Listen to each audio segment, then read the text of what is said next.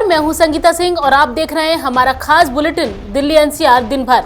इस बुलेटिन के जरिए हम आपको दिखाएंगे दिल्ली एनसीआर से जुड़ी तमाम बड़ी खबरें, लेकिन उससे पहले एक नजर अब तक की सुर्खियों पर। दिल्ली के बवाना में बड़ा हादसा, भरभरा कर गिरे कई फ्लैट्स, मलबे में कई लोगों के फंसे होने की आशंका। गुरुग्राम के सेक्टर 109 में 22 मंजिला इमारत के 7 फ्लोर जमीन में धंसे, 2 लोगों की मौत, बिल्डर के खिलाफ केस दर्ज।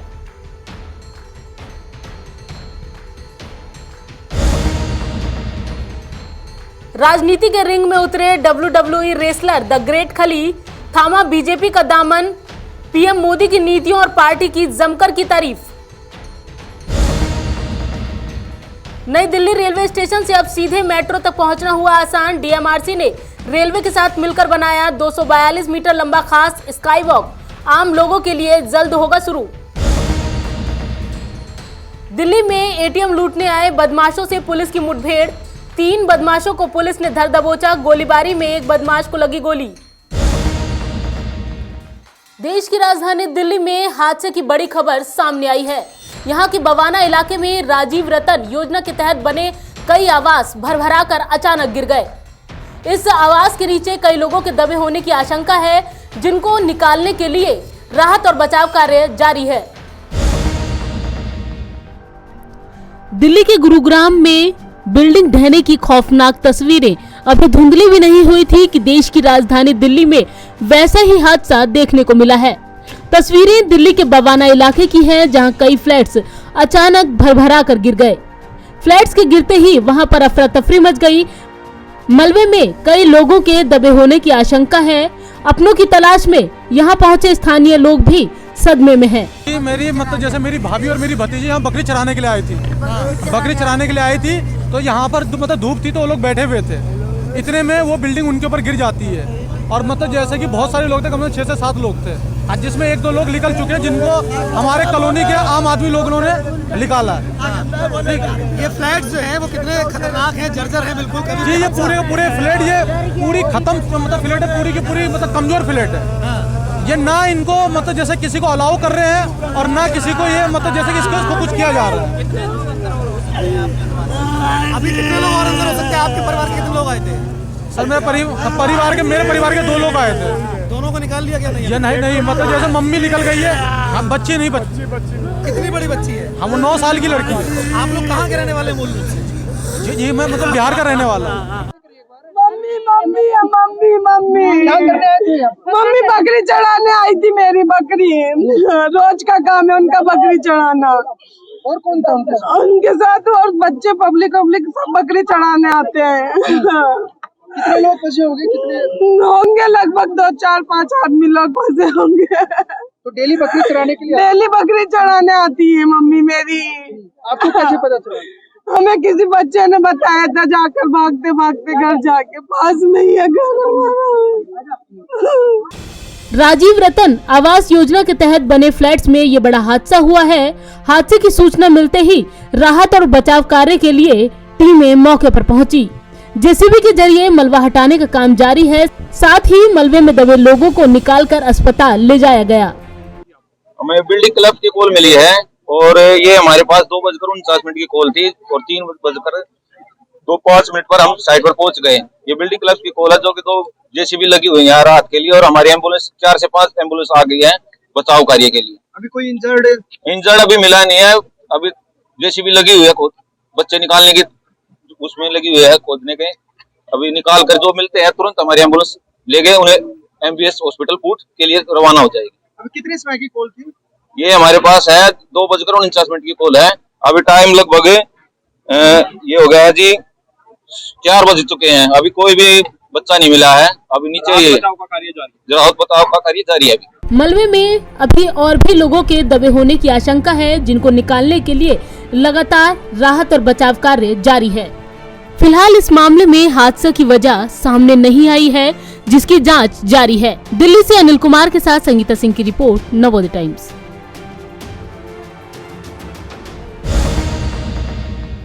वहीं बवाना से पहले गुरुग्राम के सेक्टर 109 में भी इसी तरह का खौफनाक हादसा देखने को मिला था। यहाँ पर 22 मंजिला इमारत की छत गिरने से 7 फ्लोर एक के बाद एक जमीन में धंस गए। इस हादसे में कई लोग घायल हुए, जबकि 2 लोगों की मौत भी हो गई। वहीं रेस्क्यू का काम अभी भी जारी है। इस मामले में बिल्डर के खिलाफ केस दर्ज कर लिया गया है और जांच जारी है। हरियाणा के गुरुग्राम के सेक्टर 109 में गुरुवार रात शिंटेल्स पैराडीसो हाउसिंग कॉम्प्लेक्स में एक अपार्टमेंट की छत का एक हिस्सा गिर जाने से बड़ा हादसा हो गया। यहां 22 मंजिला इमारत की 6ठी मंजिल की छत का एक हिस्सा गिरा और फिर उसके मलबे की वजह से नीचे की कई मंजिलों की छतें टूटती चली गई। हादसे की जानकारी मिलते ही मौके पर पहुंची एनडीआरएफ और दमकल विभाग की टीम ने राहत और बचाव कार्य शुरू कर दिया। इस हादसे में गुरुग्राम के डीसी निशांत यादव ने एक महिला की मौत की पुष्टि की। डीसी निशांत यादव ने कहा, सेक्टर 109 की एक सोसाइटी में शाम करीब 6 बजे कुछ ब्लॉक नीचे गिर गए। इसमें कुछ लोग फंसे हुए हैं। उन्होंने कहा कि फर्स्ट फ्लोर का 40 से 50 स्क्वायर फीट का हिस्सा गिर गया है। हादसे के बाद जो लोग बाहर आए थे उनसे पता चला कि 3 लोग बिल्डिंग में फंसे हुए हैं। जो भी हादसा हुआ है ये डाइनिंग रूम के बीच में हुआ है और 7वें फ्लोर से फर्स्ट फ्लोर तक डैमेज हो चुका है। सर कितने लोग दबे होने के कम से कम 50 लोग से ऊपर है। 50 लोग अंदर कितनी बड़ी देख भी लो, देख लो, हट लो। क्वांटिटी नहीं बता सकते कितनी है, बाकी 50 से कम नहीं है, ओवर हो सकती है। अरे मैं एक बात जानना चाहता हूँ कि लोगों की मौत भी हुई है। जो लगती है मौत।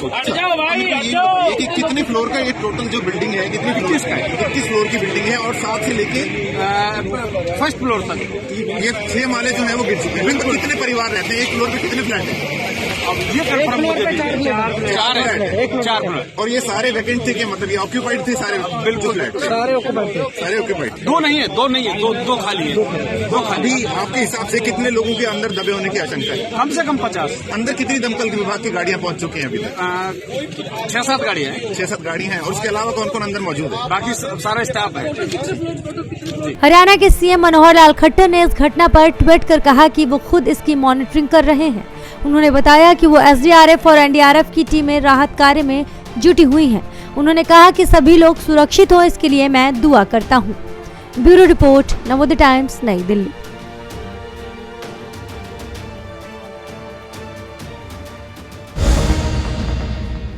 WWE रेसलर द ग्रेट खली बीजेपी में शामिल हो गए हैं।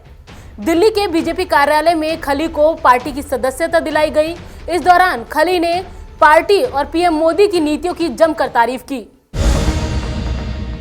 ग्रेट खली जी, पहले तो आपको बधाई। Thank you so much. Sir, क्या वजह रही बीजेपी में शामिल होने की? जो भाजपा की जो एक राजनीति पॉलिसी है, उनकी एक आइडियोलॉजी है, वो उससे प्रभावित करके मैंने ज्वाइन करा है कि उनका जो विजन है बहुत क्लियर है, बहुत ब्राइट है, इसलिए मैं मतलब इसको ज्वाइन किया। मतलब अगर नीतियों की बात करें, कौन कौन सी नीतियां हैं जिससे आप प्रभावित हुए हैं?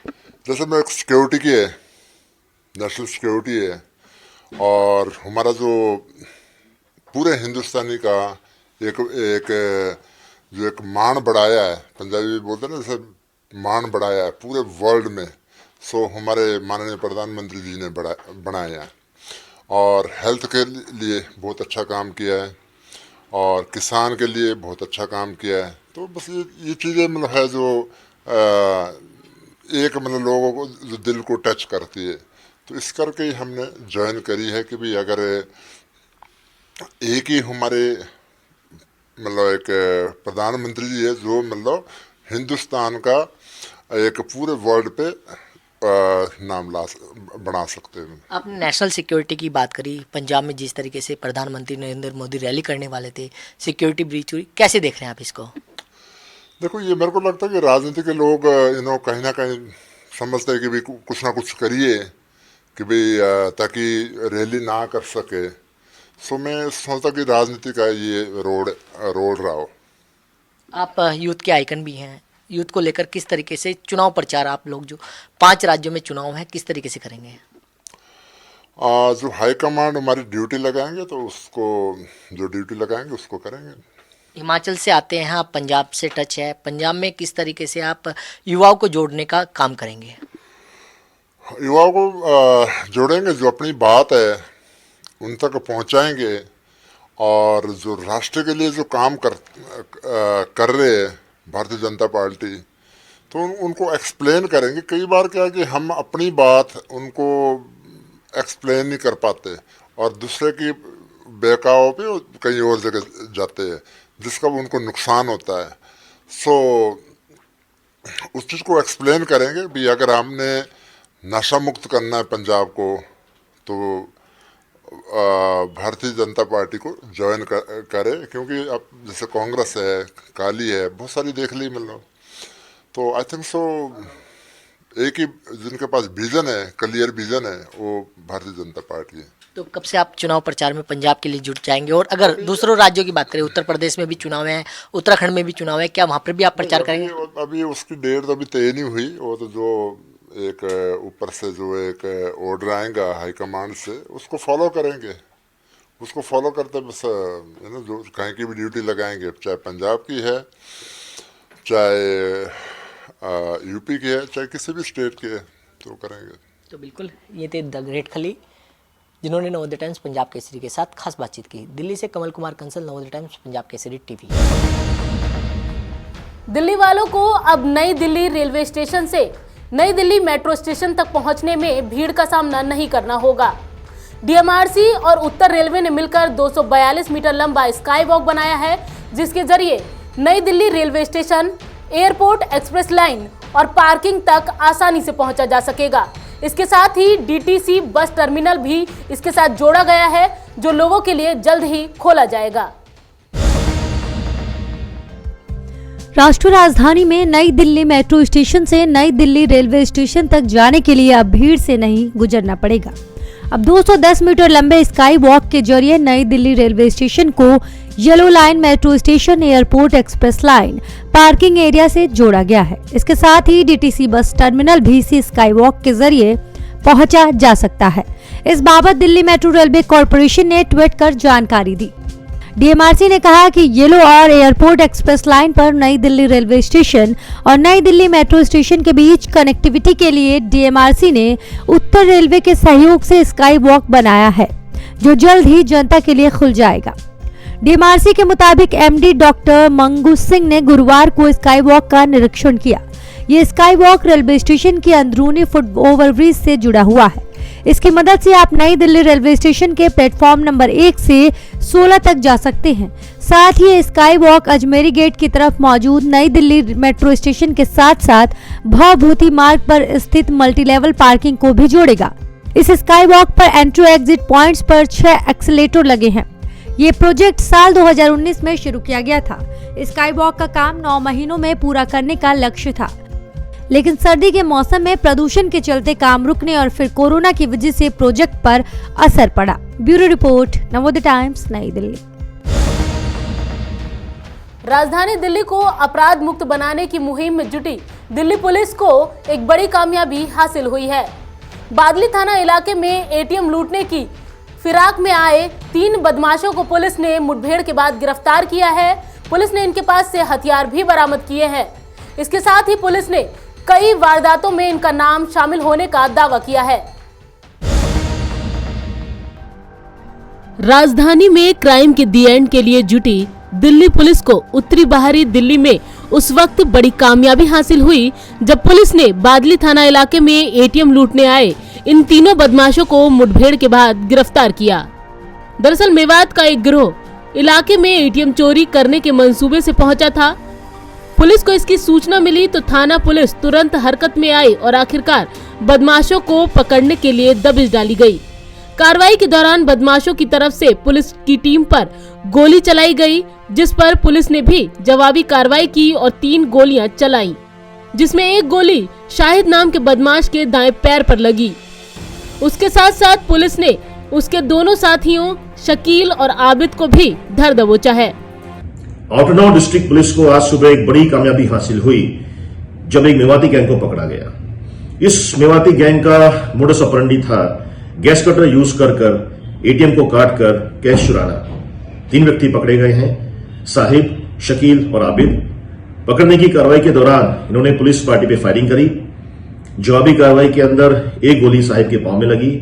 इसकी कंडीशन अब स्टेबल है। जांच से मालूम चला है कि इन्होंने कई घटनाओं को अंजाम दिया। आउटर नॉर्थ के अंदर भी इन्होंने कुछ फेल्ड प्रयास किए जो पुलिस की मुस्तैदी की वजह से कामयाब नहीं हो सके। साउथ दिल्ली के अंदर भी इन्होंने घटना को अंजाम दिया। इसके अलावा ट्रांसपोर्टर्स के वेश में सामान सप्लाई करने के बहाने ये लोग देश के विभिन्न हिस्सों में जाया करते थे और वहां पे मौका देख के या खाली एटीएम देख के अपनी घटना को अंजाम देते थे। इन्होंने ये कबूल किया है कि चेन्नई के अंदर भी इन्होंने 1-2 वारदातें की हैं। जांच अभी जारी है और तथ्य आने पे आपसे शेयर किए जाएंगे। पूछताछ में मालूम चला है कि ये गिरोह पहले भी इसी तरीके के वारदातों को अंजाम दे चुका है। इससे पहले उत्तरी बाहरी जिले में 2 एटीएम लूट की वारदातों को अंजाम दिया गया था। पूछताछ में ये भी सामने आया है कि इसी तरह की एक वारदात दक्षिणी दिल्ली और हरियाणा के करनाल में भी इस गिरोह ने अंजाम दी है। फिलहाल पुलिस ने घायल बदमाश को इलाज के लिए अस्पताल में भर्ती करा दिया है और बाकी दोनों बदमाशों से लगातार पूछताछ जारी है। साहिब, आबिद और शकील के पास से पुलिस को पिस्टल और कारतूस भी बरामद हुए हैं। दिल्ली से शहजादा हाशमी के साथ संगीता सिंह की रिपोर्ट, नवोदय टाइम्स।